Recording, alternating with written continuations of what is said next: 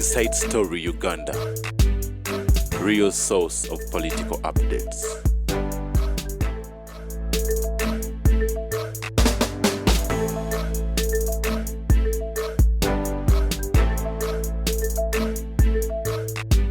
Obutabonga bungi. I have written over 100 books.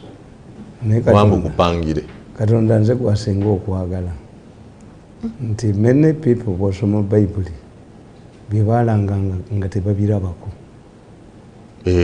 Kituufu. Ate nze ebyange byonna. Bungi. Ebyange byonna mbiri. Ate buno butono fiction tono. The rise and making of Kyagulanyi. Yes. The power of Uganda mafia. Kateke ku mabbali pange buno. Mwana ngiraga yakapya. How scientific election should be managed. Mirundi yayogera.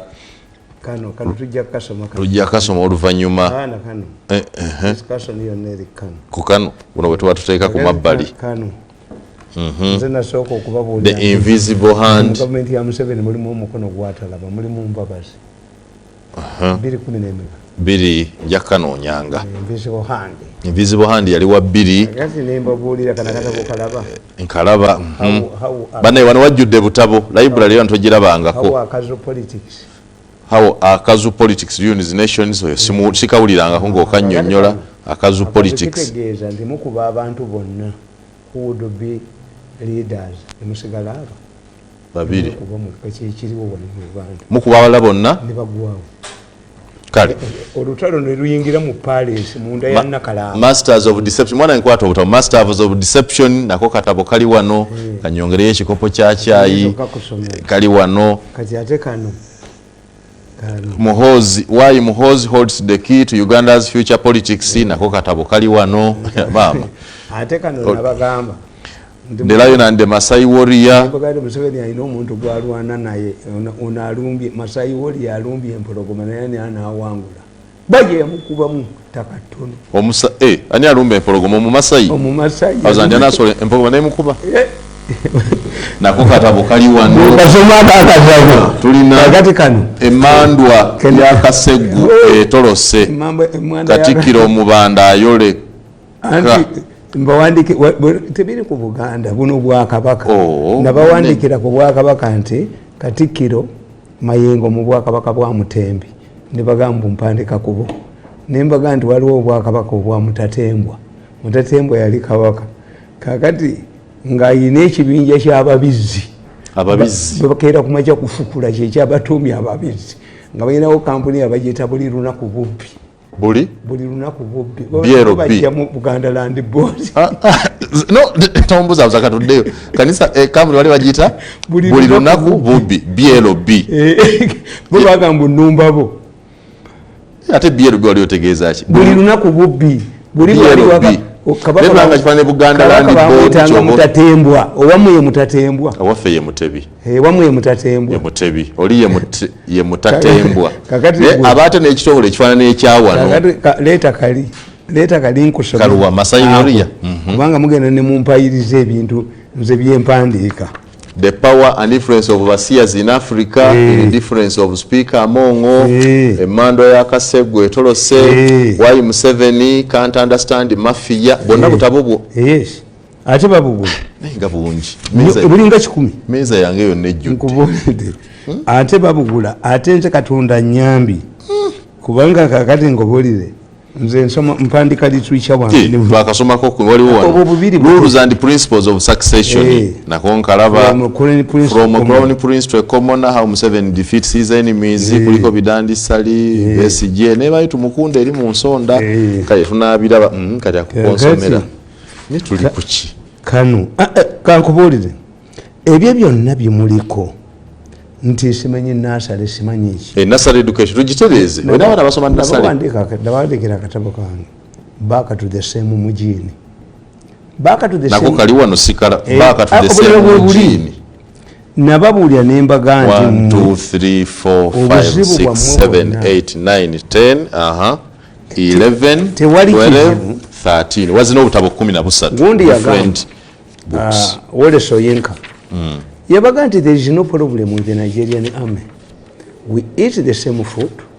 The day they realize, to hold in Nigeria as a hostage bali vambuyinza Wole Soyinka yes the rise and making of Kyagulanyi ebyamu byonna mwagala sente Bobi Wine and the story of Kasobeza sente byonna bimukola reforms naye nababuuza ekintu kimu mu education ne mbagamba nti there are two fundamental issues in the Ministry of Education. One, how long are we going to practice what? Nti curriculum nebandala. But they've just changed the curriculum. What went wrong with our education? Uganda ebadde in high standards of education. Yes. What has gone wrong? It is not working. Omwana asoma kuwandika nga I'm telling you ebitoyinza kubimbuulira. Nakwata abaana bange babiri oyo junior ne mwanyina ne mbatwala mu psychology. Ebintu ebifugense. I saw an educated man for the first time. Kati mu psychology bagenda kufunawo emirimu. What is there? I saw an educated person writing in a newspaper in Uganda. Yabagambye abaana bayige chess. Yes. Wamulabye oyo?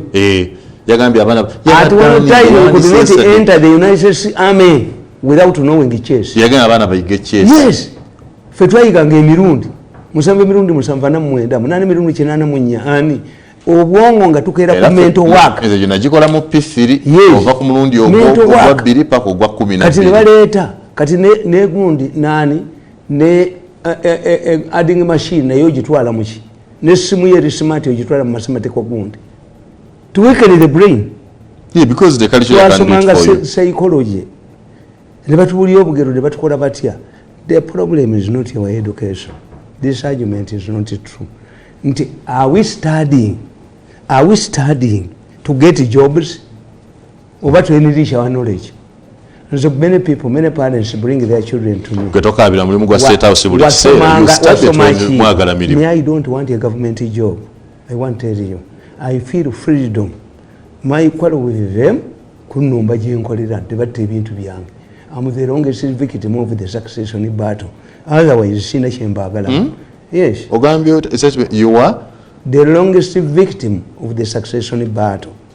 Kakati nze mbabuulira ne mbagamba nti psychology toyinza kugamba nti psychology etakola. Everything is psychological. Nti omukazi yasazeeko baawe obusajja bw'osoma psychology bajja kubuulira nti people do things bye baali balabyeko. Nti many Arab children hanged themselves after the hanging of Saddam Hussein nga bakiraba kyakunyumirwa. Omwana abayina emmundu kitaawe yamusanga atadde katooke akakuba essasi. Why? Alaba mu firimu nga bafa bakomawo. Omuntu yafa mu firimu eno ata ayimajinga omwana era if you look into the history ojja kusanga nti waliwo omukazi gwe babeeta Bobiti ngendo kikebere mu Lungereza mwekiri omukazi yasalako bo obusajja Bobiti. So this one has done what the other one did. Gundi wini byanyima yalwanira nnyo Besigye. Why? She wanted to emulate the power and influence of Winnie Mandela.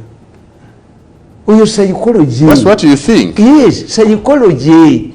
Omuntu atasoma psychology kakati ninkubuulira nti psychology bw'omugattako nakyo intellect n'omugattako logic mugatteko mass communication ne political science.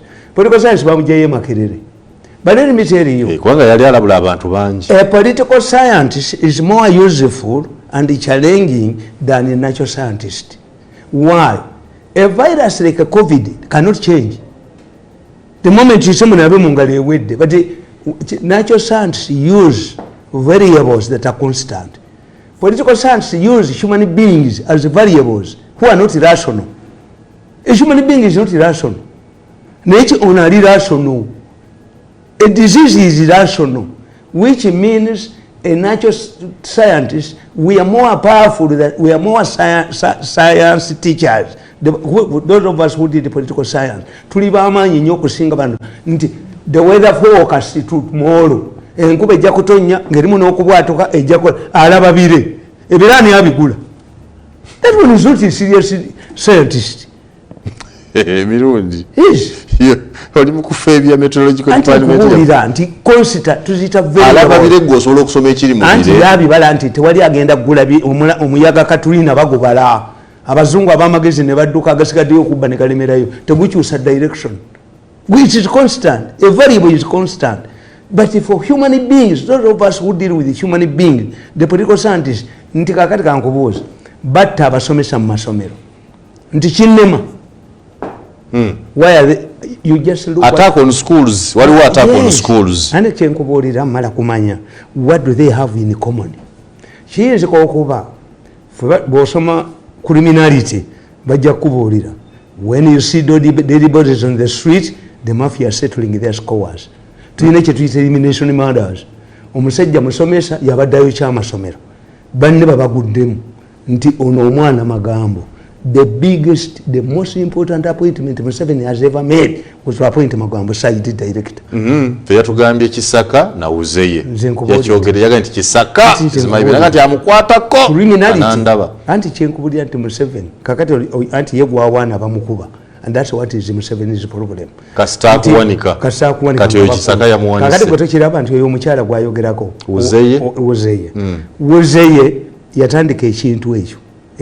Nogende wanamyalo no signing you endorsed Museveni 2026 no mala wiche mune wechusa anti alisekyukangako that what the by generate kubolira me I know nti where are the catchment areas of a leader.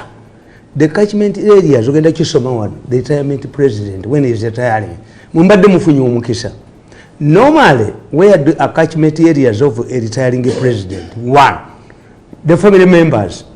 It is unique in Uganda that after being in power for 40 years, you even still consider the family members as if it is a kingdom. No, it is attributed to Museveni. It has performed well.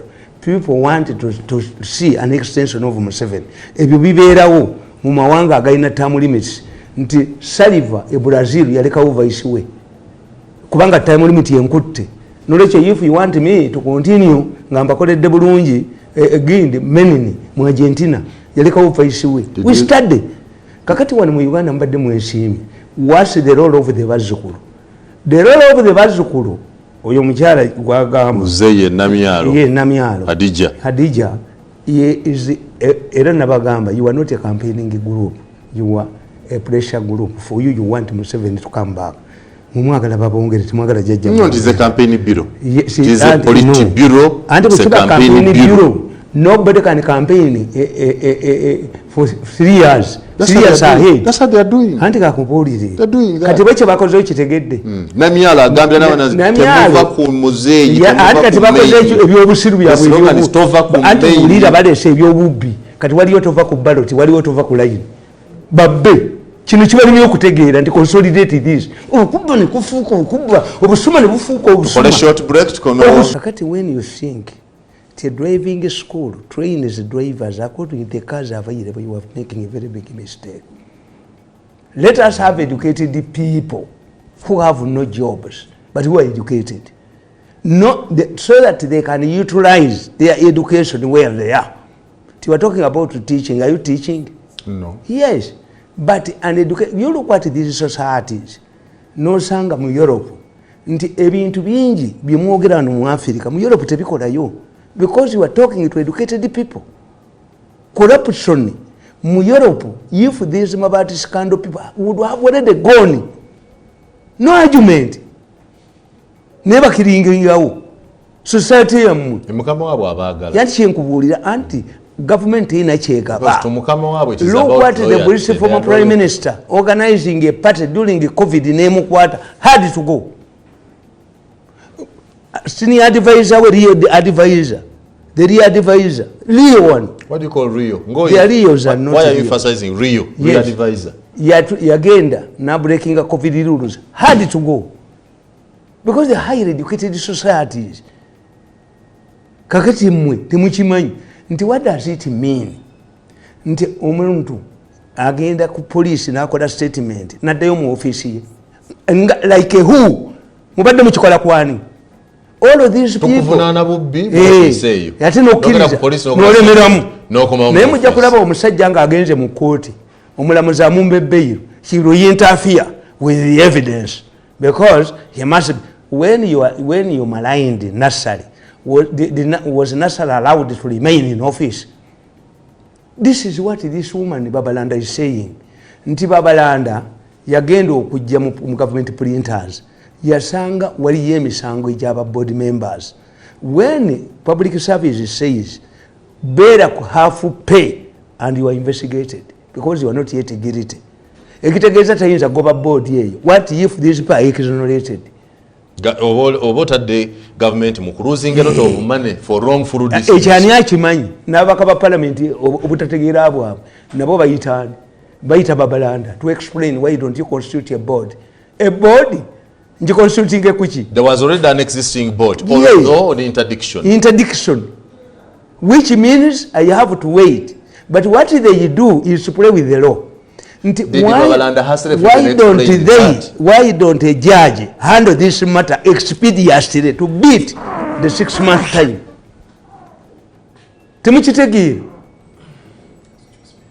That's why I'm powerful.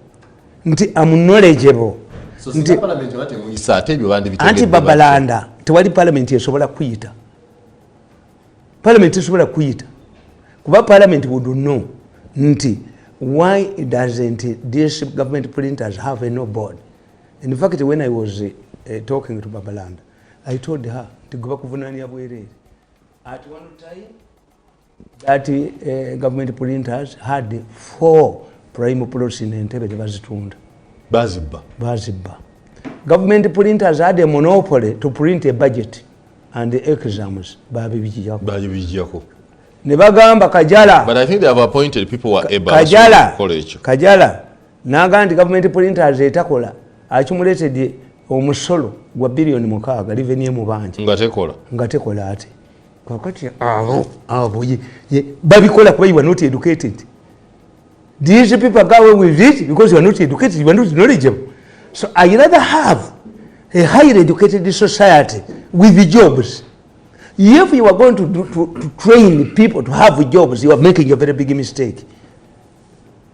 I have never applied. Are your own I have never applied for a job. I have never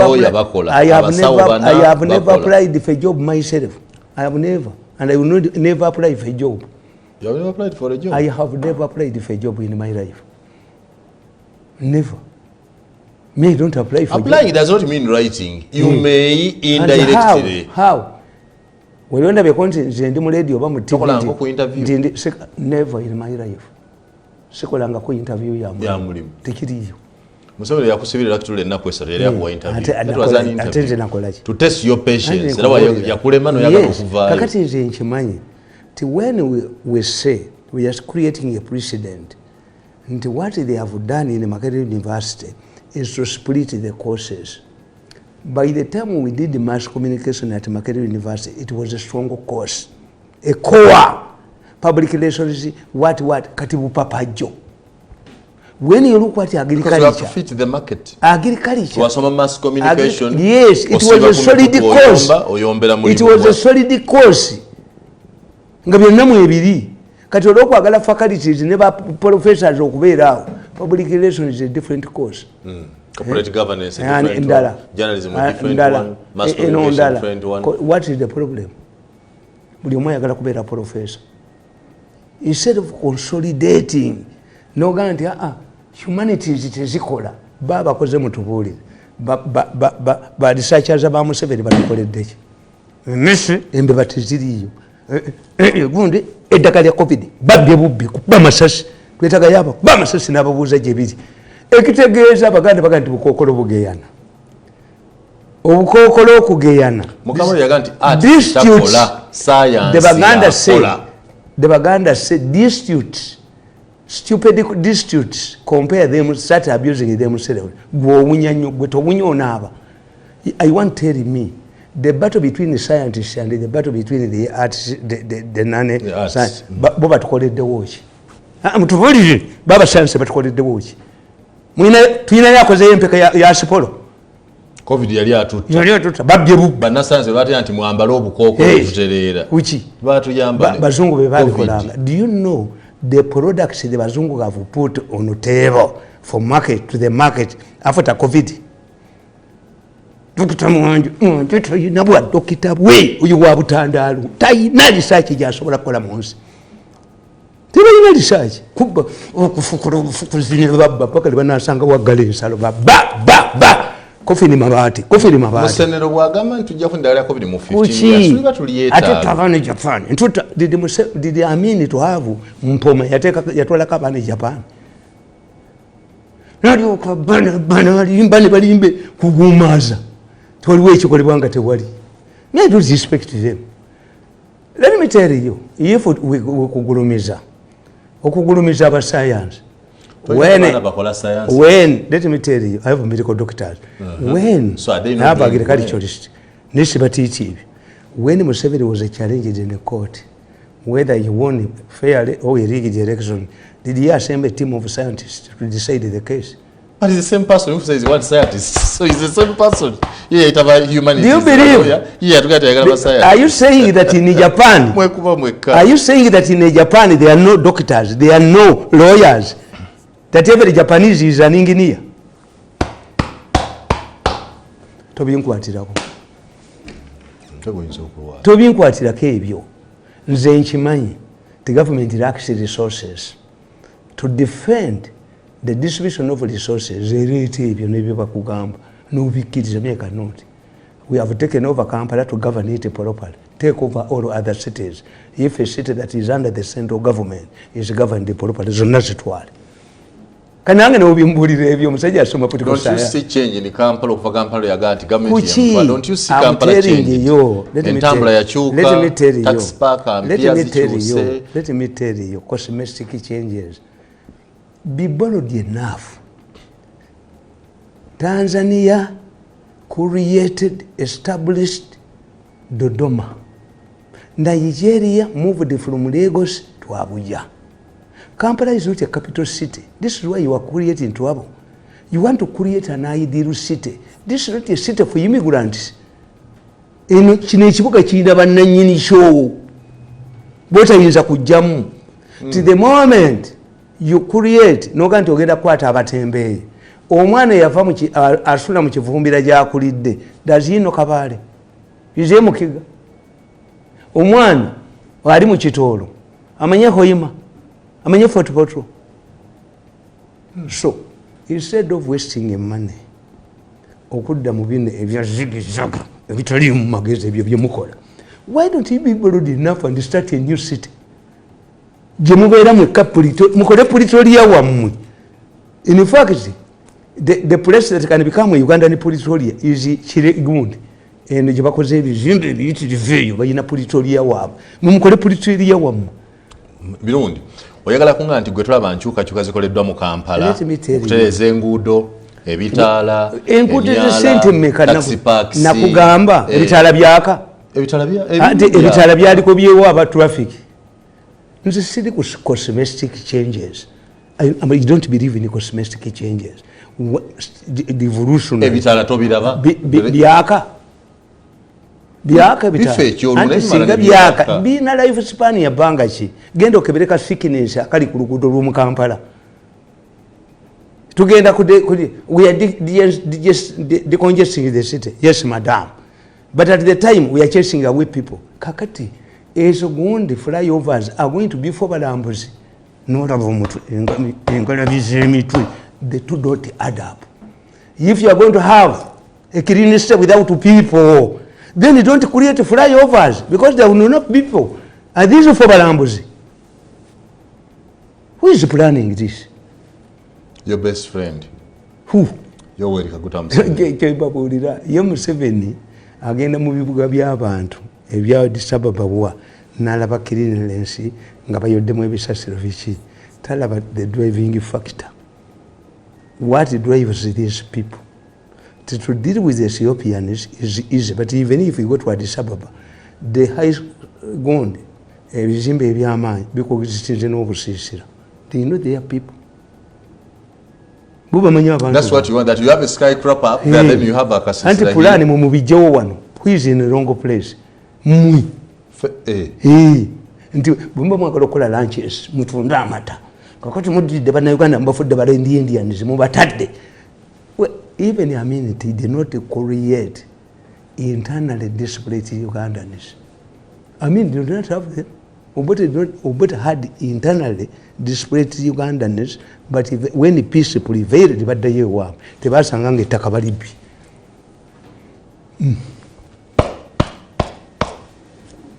Sifaanana nga ggwe. Sifaanana nga ggwe. So toyina kyolaba, tolina change gyolaba. Era nakibagamba. Era tomufano leka nze siri blind. I see the changes in Kampala. Ate bw'oliko cosmetic. I see the smart city agenda coming. You are flyovers Kampala Nyiridi. Yes. Ndabe ebitala. Anti kyenkubulya done for what? For who? For the people. Let me tell you. If you are a woman applies cosmetics to the level that husband does not recognize her, then akati akoledde ki? Kikyotegeeza nti omukazi asobola okwesiga ebizigo n'akyusa banga takyamutegeera natya n'okutambula naye ebizigo bibookya birina makula nga bba takyamutegeera n'adduka. Then the purpose of cosmetics have not helped. Cosmetics must help a woman to enhance her beauty, not to destroy her beauty. Nebba n'amuddukako. Kakati development erina okubeerawo. You must study our society. The best thing we can do is create another city. Okay, if you had the authority today, what would you change in Kampala? Kuki? Mu Kampala kiki wandikyusiza? Anti nkitegeera nti Kampala is not a capital city. You are forcing it to become a capital city. Mulimu abazaalira baamu, mulimu ab'empologoma baziikamu, mulimu abantu abatasobola kuvaamu. Nga tulina gy'obatwala. Bajja kuvaamu by force kubanga ensekula development everywhere may displace you. Development ebeera ebagamba common good. Naye development eyogoba abantu mu katale muzimbe. Naye nze mbabuuza ebyo ebizimbe bye muzimba bani abanaabibeeramu when you are impoverishing society. One time I want to tell you people nze obutabuno obulaba tewaliko ganti kyenawandika tekiriyo. I'm seeing people investing in apartments. One day, people will refuse to pay you. But you know, sente zaffe. Olabe bwadduka, olabe omufere bwadduka. Wajja kubeera wo sergeant do. Abagambe apartment yoli nogano jesaswa nzimba. Mwabijjawa. Hiyo pesa mlipata wapi? Shia. I'm telling you, you go to Ethiopia. Zena we yabikuwata. Oli mu apartment ya. Tojja kusasula. Nenjisu yakwate bizimbe byababbi endulu ne zivuga. Wabijjewa. They're working. Apartment zibaziremeremu. Olaba omubbi wadduka omubbi yayinvestinga. That's what you want to see. Let me kambabuulire. Bw'oba onywa omwenge mugenda ku pati. Kakati bwe mutuuka ku pati n'olabamu abaluvu tubayita abaluvu. Omuluvu akwata omwenge. Bamugamba ekipa giweereze bannagiteeka mu magulu. Nataguwa banne. Kakati ate nga bambuukinze essaawa ezi after 2 hours tebaye afulumya ecupa. Kati gw'otaawadde banne ogunywa. Gw'otadde mu magulu. Anti obudde bukugwako n'okulekaawo. Bano kyevako zi ne bagyoga ensi ne bagigyoga ne babba wano ne babba wano ne babba ensi. Abantu babimanyi, ebintu by'ababbi babimanyi nti ekyo kizimbe bakiyita Nzige house, ekyo ekizimbe bakiyita COVID house. You think the Nubians didn't have for us. So called it. It was the Twitter Nziga Arcade, COVID house. You'll never be mine. Mabati Plaza, Goats Arcade, maybe the society. Then Otianga nyo muntu atabye. Otianga irachi ichibakangisa, ichibatisha muhozi. Tabye tayina. Whatever country ya muko babimanyi batulaga ebintu bingi n'abajjabanuka abajjabanuka oluwumu nabo balina ebizimbe mu kibuga abajjabanuka abali abavinyunga banuka naye muzayina ki whatever country abavudde wa mukozi kyobola abamutya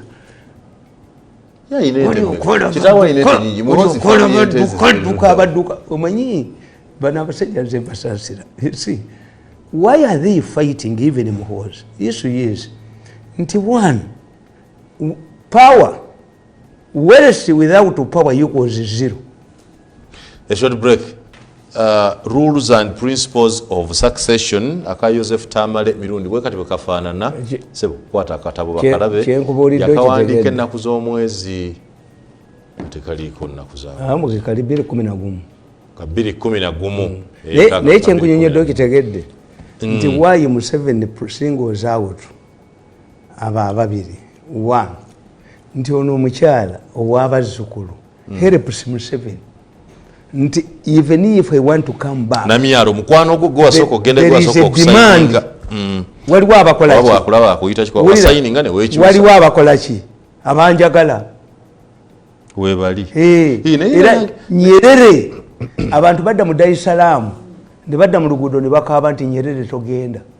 Nyerere yali musajja mugezi yaddira omu ku mikwano gye n'amufuula omulalo n'agenda mu Dar es Salaam nga buli kaseera nga Nyerere vaako, Nyerere tukooye, Nyerere okaddiye, Nyerere Tanzania yagala change ngense kuŋŋaana bweti. Lwaki babigamba nnyo ne batabiyogera omulalo yafa lwaki tabiyogera n'agamba Nyerere ye nga amanyi ababeerawo kisajja kirano ebikyogera bituufu kati Nyerere bamugaa togenda n'abagamba mmwe temuli honest ababeerewo omulalumba babuulire omulalo agamba ngende nekuwagira ate muŋŋamba nti mbeewo mulimba ekyo mukamawo kyatamanyi kakati bamuzeeyi tova ku mail abaagala agende nabo bajjudde ono omukyala bano abazzukulu kyajjanga pressure group. It helps Museveni in two ways. I have not gone as a hated person. This is one. Uhuru kyekyamulemwa. Uhuru yalitaddewo group egamba change the constitution okomewo nenga tajja gichanginga netandika okutambula kakati Ruto yali mutidde omukwatako naye Ruto amubalira ku kimu kyokka Kaluke yamukuba kyobala bwe yatabudde nabo bagenze kufamu ye ne babbako endiga oba kuyakinyata mukavuyo nawe kubakwatikotegeere ejogo ojja kunabaga nti mujja kulaba abasajja be bazirigidde ku faamu zaabwe nga bebagadde seddume z'ente ze bayite endogoyi ye kuddusa omukira gutembe bwe gutine okukwatako dduke abasajja bebagadde seddume z'ente olaba abayina obwato omwana bwakakwata nga gwe dadi ne mami kaseka akabadduse era n'akafuumula babayobujwe big story. This is the role of these Mirundi. They help with the president not when to you go. Call the Bazukulu group a pressure group, then you have downplayed their function. They are a campaign. Tebayinza kubeera campaign bajja kibabako. Nobody can finance a campaign for 3 years. Really? Yes, tebali azina. 7 can. This is why Moses is tactful. Akola ekimu ayina gundi era nze mbaga twali kwa mukozo nimuka tewali muntu asobola ku financing a campaign for 3 years twali azirina sente naye wayo no pressurizing no wayo ne bakwogerako ala kati yemuwoza inekizibwa mawulire tegamuwandika gamuwandika ko mu negatively kati nekakitegeera whenever you mention him abantu bategeera nti ali serious kuba mukozi want to be his own man to not to inherit the problems of his father, to be seen as an extension of his father, azenga yimu muntu pate naje kuba najiteekawo kuba bamwereegamu kakati abazzukulu bano kyovola nti bano tebabala bano bali basene ate abazzukulu okuba baaki noteekawo tova ku line tova ku ballot tova ku main kati faction ziriyo kubba sente buli kimu kyonna kyagala kubba buli kimu kyonna kyagala kubba buli kimu kyagala kubba. That's why I don't work with them. Nze bwenkola ekintu I write in my books tosobola kumpita mu meeting. I hear these people, you must be a member of the think tank. Mumusobola okuba ne think tank kubanga think tank kitegeeza nti have agreed on the policy of government. This government is fragmented. Kakati tu nembagamba nti Kampala bw'omutunuulira ayina millions z'abantu ezi voters. Even if somebody gets 50% of Kampala vote, Butambala yina abalonzi emitwalo 4 oba 3 eyina woman representative kyotera ewaffe district yaffe kale yina abalonzi emitwalo 10 kitegeeza nti Kampala ng'oli calculative ng'oli wa NRM ng'eyina research desk gyetayina kitegeeza nti ne bw'oddira mu Kampala ne mufunamu miliyoni y'abantu emu oyina Butambala 10 at one time in 2011 Museveni lost 400,000 votes obulo emitwalo 4 nga babagamba omusajja w'enkofiira mutiikingire eddala bwe mutingaka invalid vote 400,000 Museveni olubwafu kubanga ye nyini tayina civil gundi civic education tayina abantu be bali ba sente bo bajja lwase sente Museveni bwajja mu by election balinda sente nezijja ne bagenda nazo tevula baba wangula ne badduka mu ne basayininga endagaano n'ababa wangudde kakati that's also important kande bazukurikira mu Kampala anti jiyasinkanya abantu abalizo kununa bagamba anti kakati Museveni akoze mistake era je yakola ku Musisi to attribute Musia babuzaga ekibuzo Museveni. What's your comment about the performance of Musia? I wish I had 100 Musisis. Yes. Now he gave even the little votes he got we attributed it to me. Yavanga yo nenjogere kyovula bankuba abajinga bankuba nzina bayamba n'okufuna obululu obwo nti if people being expelled from Kampala 40,000 jobs are going to be lost from Kampala gwe bakole bagende bakolewa Museveni atambudde ne Nakyobe mu Kampala abawadde sente enkyaba bagoba what's the impact of your money yazze leero n'abawa sente enkyate babagoba abatembe ate n'owaana ababagobye n'owaana abagobye ababoda boda n'obagobamu you are creating a number of jobless people bakuwagire kyembaga nti myamu in a puzzle for the last 10 years the president has not given me even a coin naye nalaba nga bakusasira nga batwala sente. Why did you expect him to give in the first place? Kakati oyo omukyalo wa Kampala gwe bafuuka minisita wa Kampala and what Museveni does kakati has humiliated the minister of Kampala. Minsa Kabanda yamugambye bupeti wozi bwolwa n'ekisakasi bwagala yamuwadde enkyagenda agenze kati kisaka agitebwa okyamugamba ki yamugambye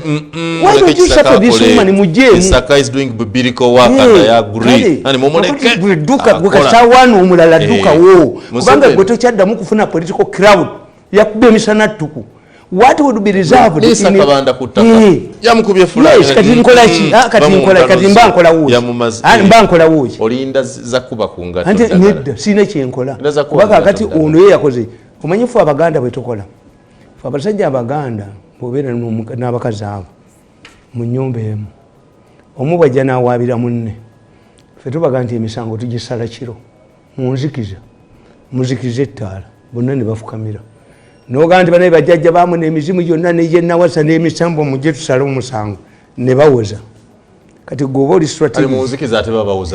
boogera owulira kati gwe wategedde edda buli omu amavivi ge wegali ebisambi kati buli omu omukwatako gwenkutteko yawangudde sikuwangulidde eyo abakutte ku nze this is how we stabilize our marriages the Muganda man decides the cases during the darkness so gwenkutteko yawambyo bakutteko this is what we do gwomala kambuwala naye nobatunulya buli omu ebisambi bibiri luddawa ne bafukamira nolyoka okwola emisambo egyewamwe nakikyo nditala nezikira bandaye tusale omusango guno ono nayomba ono nayomba ono nayomba noga ebyo nambiwulidde kati gwenkutteko yawangudde bombi obakwatako munzikiza bagenda bakola olinga boka yakutte ku nze nze gwe yakutte ku nze you stabilize the marriage. You believe in that, right? Okay. This is the wisdom of Uganda culture. Don't you think Chisaka and Uzeye can help Museveni regain Kampala? Anti bagenda muyingiramu agenda kubeera arrogant. Ani olwo? Chisaka agenda kubeera arrogant and I will continue me. Nze atalagirwa. Ngenda kusigala nga mbalaga. She is a naturally humble person. Nze mbabuulira. Well groomed. Me I know. Nti nababuuzanga nti what do you get by living a clean state of Besigye? Nembagamba, look what India and China has developed faster than India. Why? But India has more educated people. It's democracy. Yes. India has the largest democracy. It's the largest democracy. Before in India, you tackle Batembei, you must know the calendar. China doesn't care.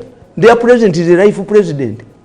Kakati gwe Museveni kakkirize batuntumula abantu mu kibuga and to you teri government ye bali bajiddeko mu kyalo a city MP is more important in mobilization bosoma katabo akabugu waye nkugulira tibubwe ali mu kibuga kwa amaanyi nnyo government zonna bazijirako mu kibuga why doesn't Raila Odinga organize demonstration in Kisumu ani agenda zifunamu aziretera mu kibuga Nairobi wakati je tujja yes ate Gachagua n'avayo naga nti olwali tufiiriddwa bilioni 10. You are encouraging the enemy to do more damage because he knows that for you are saying the money is killing the economy. No, once you bend a toy to scratch a jigger, the jigger, you are giving recognition to a jigger. Never and mwavu nyonga bana bange batudde. They have never seen me. Don't you think Gachagua abali honest yoganti banayo? And encouraging yalowooza nti ono atayagala ki? Ayagala bafiri. Nabaga nti the battle between the rapist and the victim centers in one place, where the victim wants to penetrate and where the victim is preventing and where the attacker wants to penetrate. The same point of conflict. The same point of conflict. This man wants to weaken you.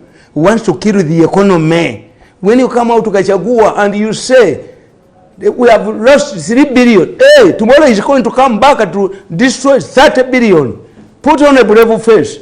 Kenyan is a very brave people. They will never succumb to. They cannot send away their franchise.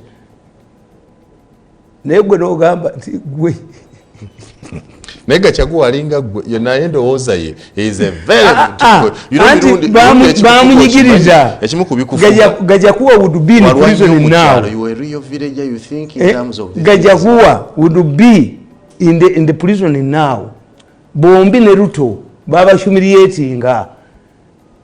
They would be in prison. That's what I'm telling you. Nti bayine enkole yokuba omuntu omusanyawo.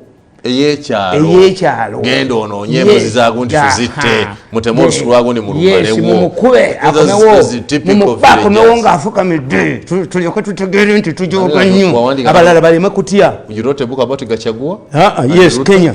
Nimbaga nti yes wawandika Gachagua ne Ruto nkobulidde nabagamba nti mmwe ebintu ebya fitina ebyo byomuzanyira ku bantu.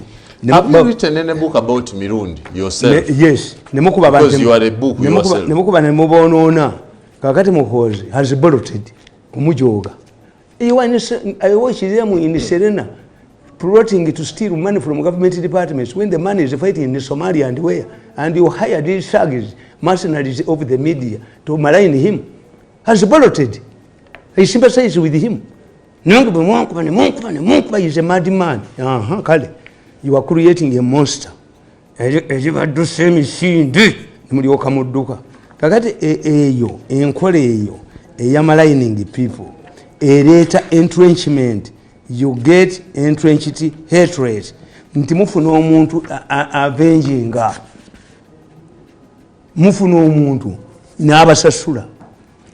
Teri muntu munsi agamba nti ye omuntu oyo asonyiwa amukoze ekibi.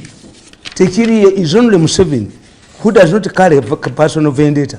The only person I've seen Museveni nebuli muntu yenna Idi Amini bamugamba. But Museveni is good at reconciling with his enemies and working with them. But anti Museveni, in fact, go and bwekikulemi okudde wa Museveni is indiscipline. Nebo naba ne bayisa bulungi bazze they are going back to work with the man they are working with. Okimanyi kiri kimu. Go and sirise. Ntina singa tovuma mukono mesinga waddayo ndokola. Museveni is an intelligent man. Museveni gives you a rope and you hang yourself. You have hanged yourself for 10 years. Politically. Where to go? 10 years. You have killed your employability. You have killed your trust with him. You have killed your friendship with him. But you have hanged yourself, Mirundi. Museveni cannot work with you again because of your... Why doesn't he pick you? Always. Museveni knows the characters of people. He knows my character. Nzinze bibankola bingi nnyo. Nakumanya ovuma. Nze bisibidda. Nantasi asobola kukozesa. Atenjagala government. Do I need a government job at my age? You need to be a friend to him. Mukole mwenna. You need to work together. Omuyambe 20. When the Bazukulu called me, even 2 days ago, he was this Bazukulu. I advised them. Nze nabatunuulira. Aba Muhozi bataddewo group endala nenjitunuulira. So they will go to people bakoleki. When they invited me to attend a meeting, nebaga sijja kujja. Muhozi recognize me, I know. but I don't need to attend the organization gundi ndaba muba traitors nagano kigendamu they were traitors sagendayo nze manyi nti manyi bwe nkola ebintu byange.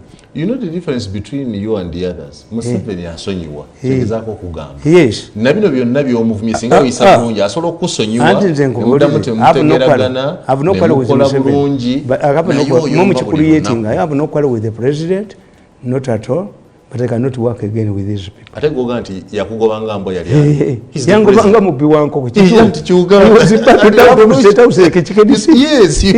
he presided over the meeting yakugobanga mbo bogamba bulijjo so do you see issues yambo omuntu ninga sinza kukola nabo yakugobanga mbo that's it gwenda toka Mirundi gwenda and maybe after some time when the president overstays in power ategeera ebintu bingi kimbadde mbaga nti Idi Amin oyita ojoko yatta bw'osoma katabo kange kano akamuhoozi nkubuulira muhoozi kali eyo nti Idi Amin ekyamuwambisa gavumenti kyali kimu.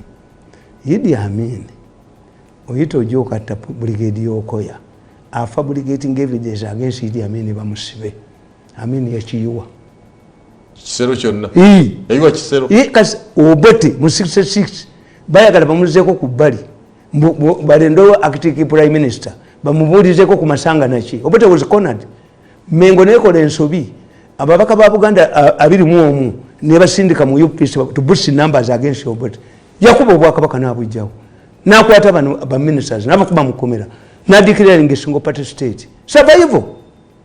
You think he did good? Museveni, that's the very problem. Neba anti-kitaliyo politiki Museveni ne Muwanga biraisa n'abakyusa n'oyita ojo oli ambassador to Liberia ng'ogenze mu regional cooperation ng'ogenze mu public service.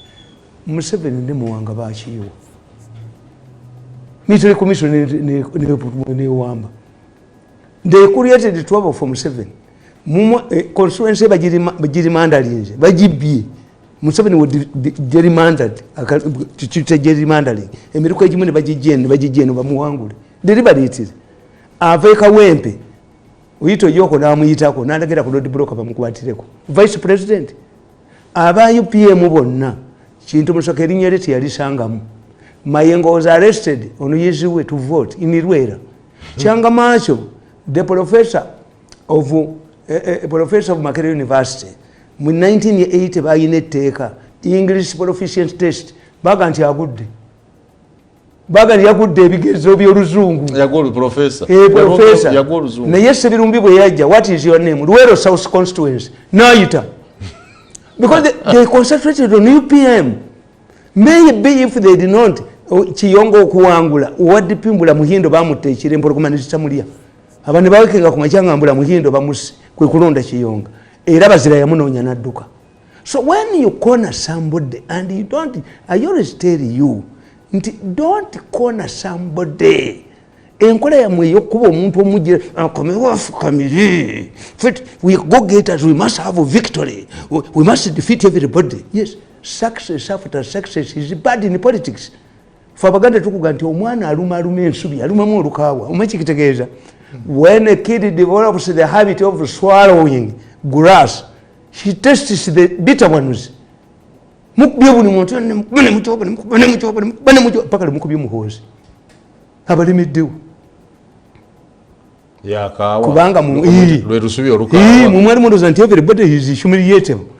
Hata midde ne mukuba ne muteeka wano ne muteeka wali ne mukuba mawulire gamu obumunito n'entwe zaabo n'entwe atanywa bamugamba nti atamidde nga tetanywa omuntu Museveni tavumwangako nze ne baganda n'akatabo ka munnansi omuntu omu yakomentinga mu kinaana nti Museveni bw'afuga eggwanga nfumbirwa embwa if I review this munnansi somebody can die can hang herself. Olina akatabo munna baketa munnansi ng'omukyalo omu yali mukyala alayira nti Museveni bw'akuvuga ensi nfumbira embwa akyaliwo yafa wali so Museveni olowooza abantu bafa.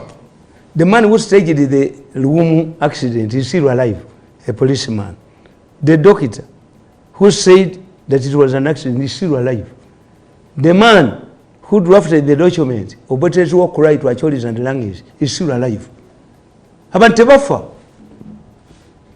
bawulira batyanga ebintu bye bakola ate emyaka gy'obuto I lecture my children nembaga nti emyaka gyammwe gikola buli kimu naye temukikola oyo omuvuka bamuyitani ono omuvuka mbayirawo omubiri oyo era ali mu gurupu y'abasegerenya yagenda ng'akyali ku bukedde naga nti abaana abaagala okuyingira mu ilimunati naye nga botta kitaawo osanga lumu ejjudde sente poliisi si yabagobawo nga bajjudde nga bajjudde ankolera kyobanga obwavu bunnuma nze baana bange mbagamba nze bannasulu abo siina kyemba nenyaamu nti bannasulu oba bakyaliwo bamwozesaali abayina power mu 71 bebawamba gavumenti bakola na bitono anti bakola bitono power amaanyi okuvubuka Museveni yatemize ne mu gavumenti mulimu abavuka abajoga abantu buli muntu bakujoga ne balowooza nti anti nkubulidde nti byonna bye babyekolera ate bwe yagaa nti ensengula mirambo yali yategeeza kakati muwanga yayogera nti ensengula mirambo kakati simanyi budde buzizigaliza naye kakati kanaateke kasobola okukola naye somaako mbabuulire nababuulira ne mbagamba nti mulwanira obusika naye obusika buyina luuluzi katumale obulango nkomeonso obusika buyina luuluzi obusika buyina luuluzi mujja kwekuba mwemalewo kubanga obusika buyina political science ayina we tugaidinga ani anasikire omukulembeze Ugandans cannot accept a present musician. We are not Jamaica. He must live with the two. Tuleta kuyimba bya Nalumansi president ayimba Nalumansi kati kwategedde message ali mu Nalumansi asi ayimba alinga gwa wandika naye yalinga yawandisa akatabo transformation gyayina okuba nayo to make inroads. I thought it's the music that makes him. Muganda mwajja kusigalamu kubanga Museveni has not solved any issue that has isolated Muganda from NRM. Tachikozeeko awana bano bagundi. Museveni has not addressed any single issue. Eyavaako amaganda okumumma akalulu. Has not addressed it. Tebagimanyi. Abaganda bwe ngate n'abakooba ne mayanja basiba kusolovinga nsonga za ttaka. N'abakooba mugezi akolera banne mayanja kwe bataagala. Bayina amagezi golooza nga abakola naye n'abakooba tagenda mu banne tabalumba. Mayanja alina amafuta. Actually mayanja yalinga alimisigaire limiza ira lumba buli omu alumbe anti yayagala kiyagenda mu gundi abeeremu. Namugamba nti don't run away. A time will come for good people. Bajja tunona ye waffe. People will come for me. I can assure you bagenda mugoba mu cabinet. Tayina kyofiirwa. Bajja mugoba. Tayina kyakoza atakudde entalo wano na wali. Nalaba omusajja jonga amuvuma. Agenza okuza abantu mu ttaka. Naye Muganda wayirayo ekitaawe. He is only mitigating against a revolution. Lwaki tayigira ku n'abakooba? N'abakooba is cautious. Tayina. Agenda slow. Tayina. Lwakuba abo beegammwe abatakola ffe tuli myamu n'ote pretenda. Ngobamu tuleyo abantu bazizza naye nga toyokereza bintu byange. Tebayinza kwokya bintu byange nga mulimu pretenda. Gamba mayanja kakane. Ayina kyemba mwe yava. Ngaddayo. Egwenze nkumanyi oli public relations officer w'abano. Your patricians mad people as what? Mbamanyi. Pretenders. Mirundi mbamanyi tebajja kuwukya bintu byange because of you. Fe Abaganda tukuga nti bafubu tuleneto bayisa mbiryo byange. Mayanja. Remain here. Can you solve a land problem in Uganda? Osose kumanyira Mengo. Asiba wandika kufuba Mengo. Na wandika bino Mengo. Waliwo mulayini ettaka well documented inga. Ettaka eri documented eri wano Mirundi. Lwaki balumba? Abalabirizi bavuddeyo. Yes. Land was given to the Anglican Church. Ekanisa esatu esangiddwa mu Buganda. Ziweereddwa square miles 9 okkulaakulanya Buganda. Ne bateeka ebibbi biri nakasero ebitunda ettaka lya Buganda. We shall arrest the people, the Kazimbas.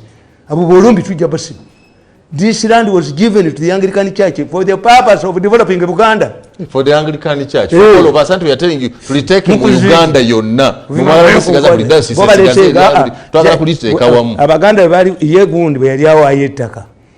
Hamu Mukasa bazimbe ku university y'abagundi y'Abangirikani. Jajja wantaka lyaleeta ki? Ye jajja wa Kazimba yaleeta ki? Hamu Mukasa contributed land. What at that time ye jajja wa Kazimba yaleeta ki kubazimba essomero?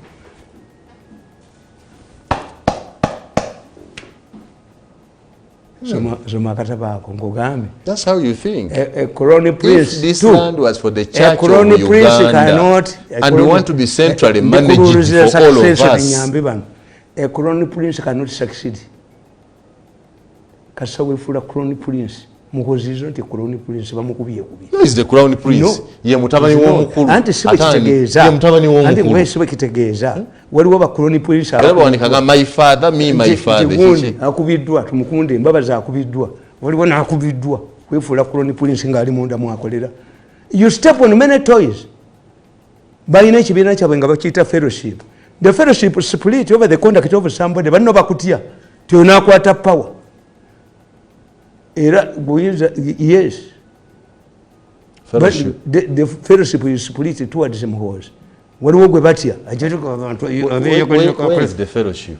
Shari Shibida Shilmu and Shumi Vancouver. Watch second. Chimanyi. Museveni Yabagama and Mukuba sent him Mali Yambi. Nemba sent him Kola Sinkitaka and Munyamba for successor. Teva Yinza. Murimu member Wawi. Ayakalo president. All of these things succession in battle, government if you're not. Succession in battle. But they are failed to observe the rules. Have given you kakati soma rules in Ganyawo to the rules of succession. Political science is a science. See one senero. Kusoma science one senero, soma political science. Dr. Manji, kusoma science wabo, kusoma political science. Wachawa musene yalete message. Atwagala kulaba ku message okukonya bulwadde. Yazita zako samu kugezesa obulwadde. Nzo kusoma science waba musenera abo, ba Dr. Manji, bano bani, nsoma political science. You political science waba musenera. The political science akututewa. How far have you gone? Somebody to buy your ideas. Genda mu bookshop alaba obutabo bwange bamwebuli. Genda wali omukazi ku Diamond Trust. Olaba bawebuli. Kenda wandika ku saleka gwawo dda. Yes, I'm marketing my idea. Nsinga alete mise ngumba. Mise zazara. Naleta natwagale. No, bali mukwata. Bali bakwata. You are keeping your amawulu for future. In any democracy, the more you democratize, politics becomes a katemba. Trump akububina bwabakazi. People will ask your past contribution to this country. Ogende mu kalulu nga pati zonna zikuzira. The more you democratize the issues that people use, and this is why is happening. The Basias are part of us. Obsias bubadde wano ferongo time. But why is Obsias now? Because everybody is enjoying the freedoms of the revolution. A successful revolution demystifies powerful institutions and individuals. Children's rights, women's rights, and everybody is talking about the Basias have emerged. They also want their rights. Yes. Because it's a situation of rights. When you read this book, Chenkugamba, nti abasiyazi babadde wano ferongo time. It's not an imposition. Speaker Parliament yeyise etteeka. Era nebaga nti Speaker si muzibu. Temuyina direction yabe inaalemu. Temuyina direction mumusingamu obungi bamanyiira. Ti Museveni buli teeka amalaba wa ssente lyatabawadde bavuluga babula direction. Lye ebisiyaga. Lye ebisiyaga tiyabawadde ssente. Singa yabawadde ssente baalikoze kirala. Bo bamanyira kubawa buwi. Kasodira kapa nojimanyize nyama teyiga. Neri nakola. Ani ngalikola wa. You are going to be isolated.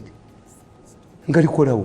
You see this. Can't we survive without that? This rebellion muchacho jita ya kuzanya against anti yono ye Kazimba ne Sheikh Mubaji. Bo bagala gamba nti government etususulire ng'emisaala kuba twawagedde ebisiyaga. Other churches are going to rebel against the Kazimba. I predicted it, and I predicted it here. To rebellion in the Anglican Church. Because the Basias have not told you, and to become Messiahs. I have Muslim friends. Because young Banja have they told me to convert? They respect my religion. Onyo mwenge gonoli ebintu byo naye musigala munyumya. Era bagenda okusala nze sigala ku ntebe nga ntudde. Waliwo omusajja omunyangamba nti abazadde ku ssomero lyange bakuwagala jangu oboogerere naye ojja eswala ewedde. Ndi mugaye kyotegeeza nkimanyi nange kolo bannagenda mbasiramu sinywa. Naye nange manyitebo manazi.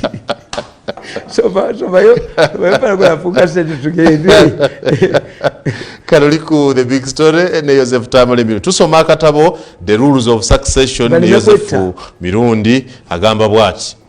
The two scenarios where the incumbent can either voluntarily retire or is forced out of power. The latter scenario implies that he will have no role in determining the successor. The voluntary retirement is such that the incumbent remains in a strong position to influence and determine the successor. It then naturally follows that an incumbent cannot cede power to somebody he does not know. Knowing in politics does not stop at somebody's name or face. It extends to a historical bond. Experience shows that it's highly risky for an incumbent to entrust power to somebody without a historical link. By this I mean a long-time relationship. You must have guarantors who can invoke this historical bond if he or she turns hostile. Nelson Mandela in South Africa ensured that his close friend Thabo Mbeki succeeded him. Secondly, a leader does not entrust power to somebody who can easily establish his or her own political power base within a very short time.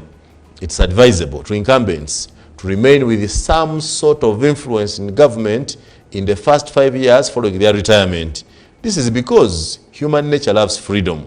It seeks to get out of the shadow of its predecessor and establish its own identity and legacy. A person who can easily establish a political power base gets new friends and is easily hijacked by political opponents in his new base. Somebody who feels that his success is attributed to you. This is what we call the politics of overwhelming. A person who believes that his or her achievements are related to one's own individual abilities and popularity is usually politically dangerous. However, even turncoats or weak leaders are dangerous. They become an easy target to political manipulation by their opponents and they try to prove that they are not dependent on the retired president. A returning president should never underestimate his successor's political abilities. People change. They are not static. As he pointed earlier, there is no person who can accurately predict another person's mind. Many are pretenders. Furthermore, politics, money, and religion change people's attitudes and behavior. Politics, money, and religion change people's attitudes and behavior. This is because they attract new friends with different motives. This explains why people get money and power or get married, they change. When they get married, they change friends. In Kenya, Mzee Jomo Kenyatta and the Kikuyu Mafia underestimated Daniel Arap Moi. They believe that since Moi came from a small tribe among the Kalenjin, the Kikuyu, who had established a strong network within the government and in the private sector, would snatch power from him.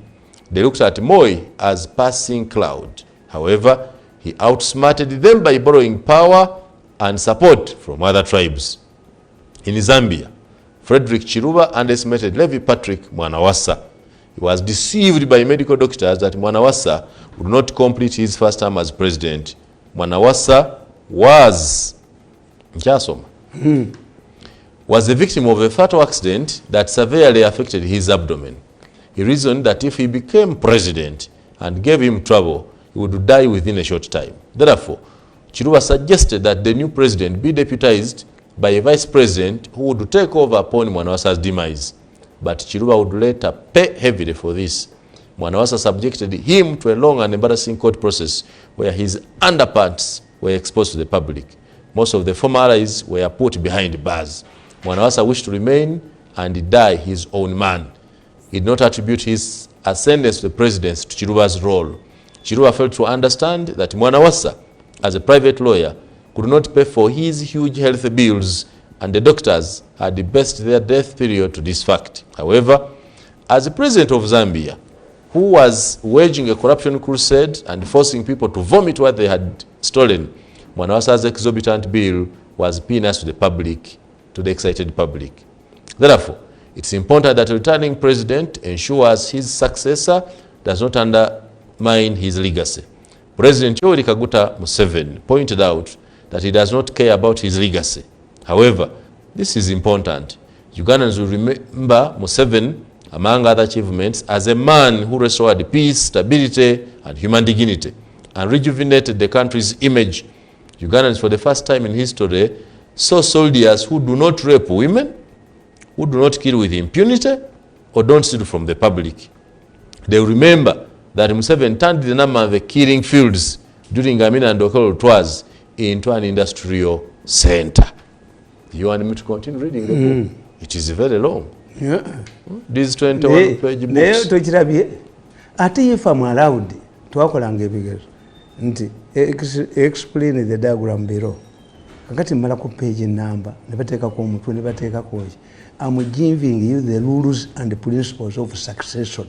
What a retiring president must consider in choosing a successor. Who are we talking about in this reference? Is Museveni retiring? He has to retire. He's a retiring president? He has to retire. How soon can that be? Ati nkubuulidde he has to retire. This True. Is why. He has to, but how soon? Bano tebategedde. If I was Otafiire, instead of consulting on Museveni and Muhoozi, I will have a fallback position. Which is? If Museveni does not come back and Muhoozi comes, we sponsor candidates. That's what we do in politics. And I parade mine. Because when you are discussing, then you discuss from a point of gwatayagala ate bakwogerera kuki. So ngamente ngenda kwogera Museveni. But I have a fallback position. Muhoozi najja. Tujja kwogera candidate. Yes, if a president is to a candidate, then you are talking. But to invest on Museveni, what if Museveni does not come? You must have a fallback position. Abazukulu balina position yaabwe. Even if Museveni does not come back, the bazukulu, if well funded and organized, singa tebabalumbye, can be a formidable force to choose a leader. Abantu bangemba wani gwe tozo tuwani. So ngono ne bwaba tazze nga twogidde Muhoozi always enter meeting, not to be able to say the meeting. When you are storming out of the meeting, make sure that you have the quorum. And when you storm out, transactions don't take place. Tuleke ekyamukola obubi. Abadde ba storming out. Quorum nesigala nemugoba. Kakati n'abaana bwe bakola nti Muhoozi repeatedly says njagala bwa president atenzi yakati. When he goes to negotiations, he has raised the stakes. Neta gamba nti saagala. He's now a force to is a force. Wabogo yaga intayagala. Gwovuddemu. Yatayagala. Yanti gwovuddemu kati. Gwe tuba twogera kubasika gwe yatukola byamagezi okusinga ebyo. He's now in charge of exports. Nti gwe oba oyinvesinze mu Museveni. Yono is assertive. This man is assertive. I want power.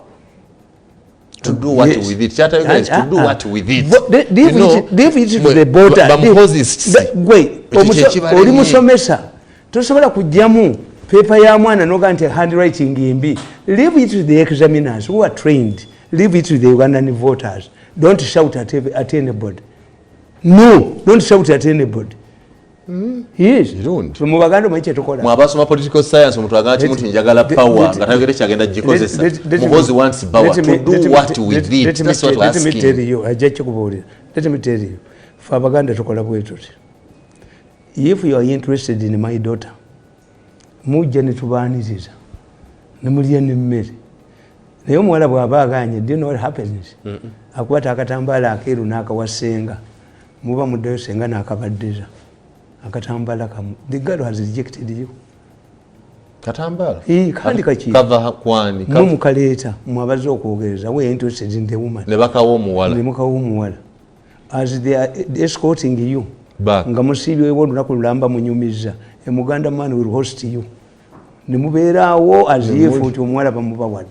Kati bwe muba muddayo, the rejection is translated in a handkerchief. Kemwaleese. Bakabaddiza. Bakabaddiza. Let the voters reject somebody, not you. Let the voters reject me, not blackmail. Toja kuita mu kibiina kyaffe. Toja kutadongo. Wasoma political science nange n'ensoma tuyambako kubali. Ekyo okubuuza. Fetukugamba yagala buyinza kukozesa ekintu kimu. Kati kiringa Mirundi sinza kuwa buyinza kubanga manyo ino obusungu kasa kuwa buyinza yagala agenda kudduka mu apartment. Ate bankubuli ate waliwo ate abampa. Okwata abantu badimalinga nnyo Kagame. Ndi wakagame babayama basi. Ne bamala kola statement ne baddayo. People admire Kagame. People admire Idi Amin. Omanye the problem, many people, especially frustrated people, they don't tell the difference between efficiency and dictatorship. Dictatorship appears to be efficient. What does an ordinary Ugandan want? Service delivery. Sibi ya kugera nimukuba mawulire gamwe. Nimukuba bino ebyobusiro. Nti billions kateno story nerichi districts lose billions in massive pesa ono mapesa asigala kwanga atudde minister wa government ngasigala atudde kwegula situkira obusikiza omusajja ngoya asigala atudde bamusiba na nati asigala atudde tumuwulirize what does the gig do? These stories are intended, somebody is doing them. If we want to demoralize society, these stories are intended to prove that Museveni is no longer in charge. Because an exposure means action. An exposure means action. Uganda chendabye tewali abba million. Bulabira mu billion. Billion story ni billion story ni billion lost billion. Kakati kakubuuza nakugamba ti Uganda ask special zawandira Kazibu. When Kazibu went to Angola, nga bamwagala abeere ku gundi African Union yamusanga ina amawulire ga Uganda. Ayo Kazibwe, yes, Your Excellency, former Vice President, why are you here? I'm here to seek your support and work. Agenda waniolo? Eduardo Santos. Are these newspapers published in your country? Namugamba, yes. Yes. Do you want me to support a person who stole with your money? Tell my brother I cannot do it. Ya baby say video. Yes. Kyekyamuogerwako. Sigala mu record. Naye ani agatwala mu Angola? Kyebadde yakubuuza. Kakati mugamba nti kaka asologera mu Angola nti nga ambassador. Gomaze okwonoona nabo baali mugobi. Kaka baali mugobi. Yakola by'okuzira omulimu yayisanga yakosa obusungu. Tubayite kakoza mutale bamu obwa minister n'Abuganda. Yali amanyi nti Museveni ayagala bamukwatireyo. Bamugobe amwejjeko. Kakoza mutale yagaana obwa minister. Ne kaka n'agaana okugenda ku ambassador. But that was wrong. Ne Kavuma, former deputy Gundi, chief justice, yategera nti tayina mulimo gwonna gwasobola kuyisa mu parliament. Oyo nanga alinga oli eyakuba. Oyo nanga yankuba sagala muwulira. Sagala kuwulira muntu oyo. How relevant is a judge related to head civil aviation authority? Tasobola kuyita mu Gundi.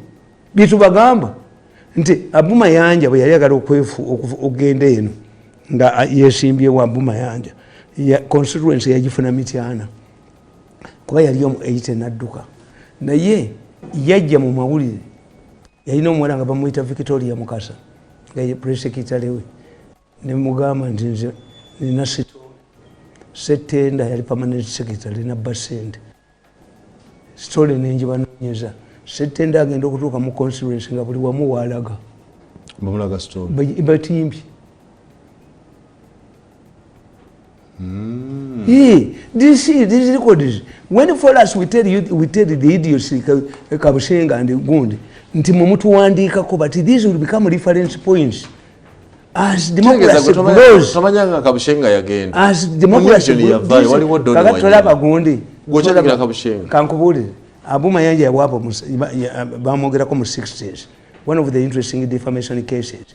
Abuma Yanja went to a Mawuledi and urged Muslim youth to marry Gundi virgins.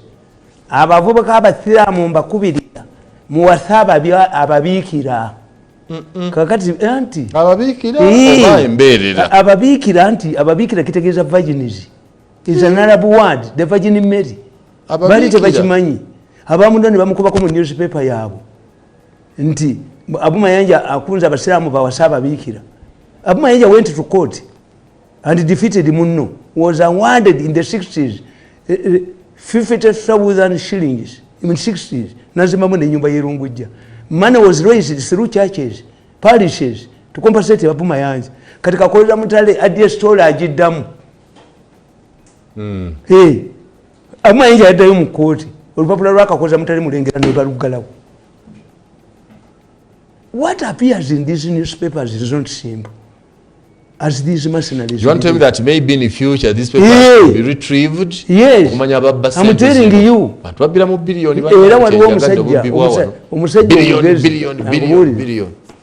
The most clever person in the Kenyan politics, Bamitanga Nicholas Biwoti. Nicholas Biwoti, yali musajja mugagga. Kibinjo ne kiri mu Kenya bakiwayira Nicholas Biwoti.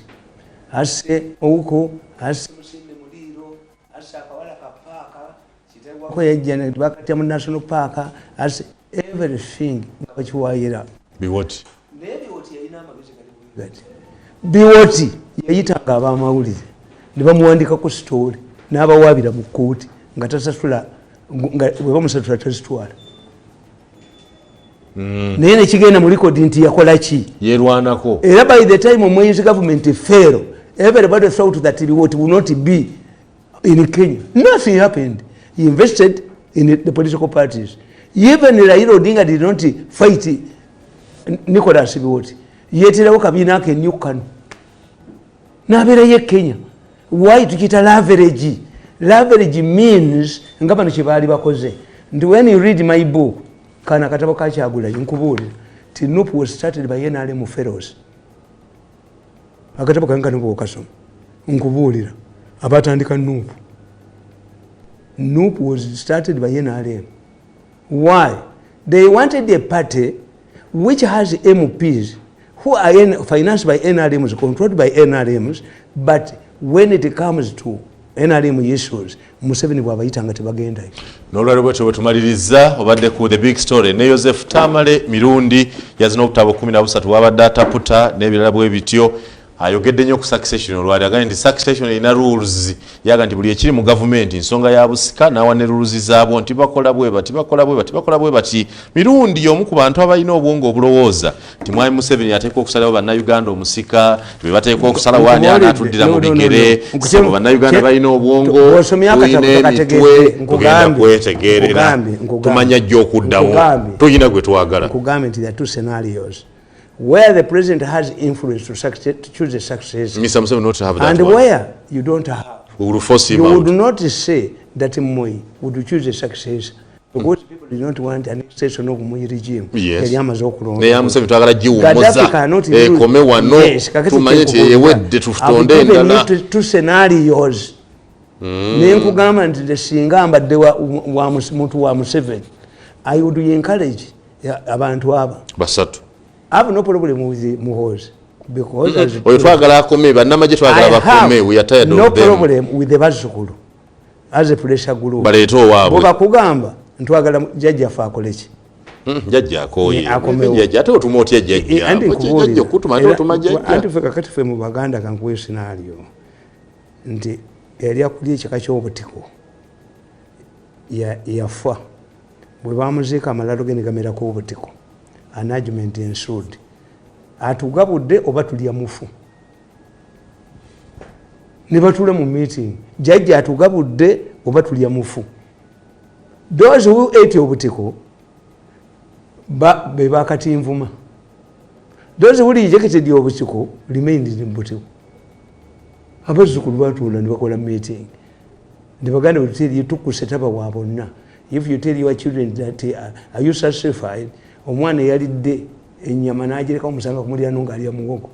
So the bazzukulu have a point. Naye bano ate bakyonoonyera.